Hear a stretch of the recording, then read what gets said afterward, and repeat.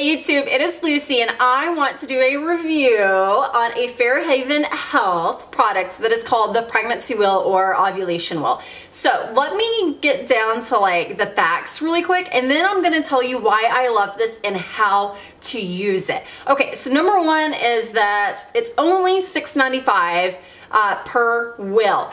Best thing of all about this wheel is that it is the only wheel on the market that caters to people who don't have a normal cycle.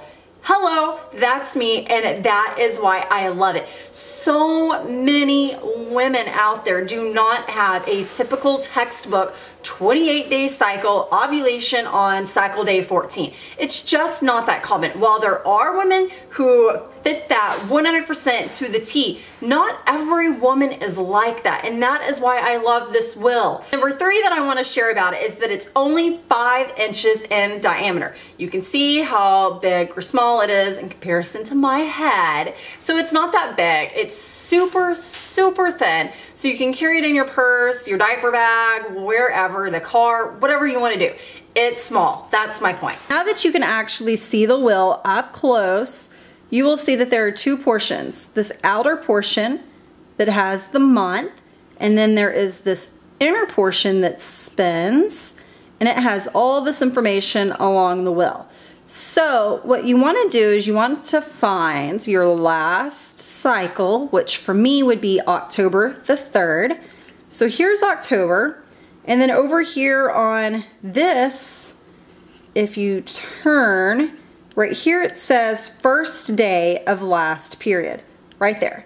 So I want this line to go all the way over to October the 3rd.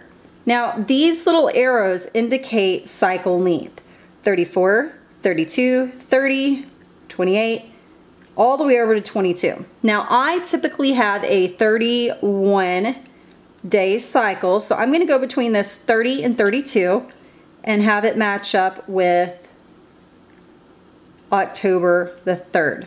There you go. Now I'm going to zoom in a little bit more so you can actually see. Now that I have my cycle lined up, you can see right here it will tell you when you ovulate, when your fertility begins, possible implantation, when you can expect a missed period. And then if you do get pregnant, you can see here that you can expect to hear the fetal heartbeat on or around, what is this, November 23rd, 24th. And then if you continue, right here you can see the length of the baby as the baby grows and it matches up with the date. And then right here you can see what the baby weighs in grams, and again it matches up with the date. It also gives you small reminders of your glucose screening, if you need to do a cervical length measurement. Basically, it just kind of gives you a heads up what to expect. Right here, group B, I think anybody who has had a baby is familiar with this test. And then the biggest question of all when you conceive is going to be, when is your due date? And right here it tells you. Love that. So this is week 40, and if you're like me, and you have a pretty regular birth story, I have 3 babies who all came on their own naturally at 37 weeks. So I could go over here and go, okay, well this is a more realistic due date for me if we had another baby and it was like its siblings. So, and then post-term all the way up to 42 weeks. It has so much wonderful information on it. And if you're like me, again, and you want to like plan for a baby, say you're looking to have a, let's go this way. Say you're looking to have a September baby. Again, I typically go at 37 weeks, so I am gonna use the 37 week marker by my finger. Say I want a September the 10th baby. So now I'm gonna rotate my wheel back over here.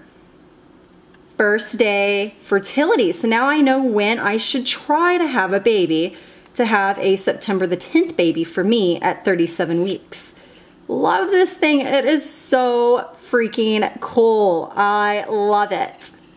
That's it. I mean, it basically sums it up. It's pretty easy once you actually look at it. Hopefully that helps to explain everything about the pregnancy wheel and why I love it. So yeah, until next time, I will see y'all later. Bye, YouTube.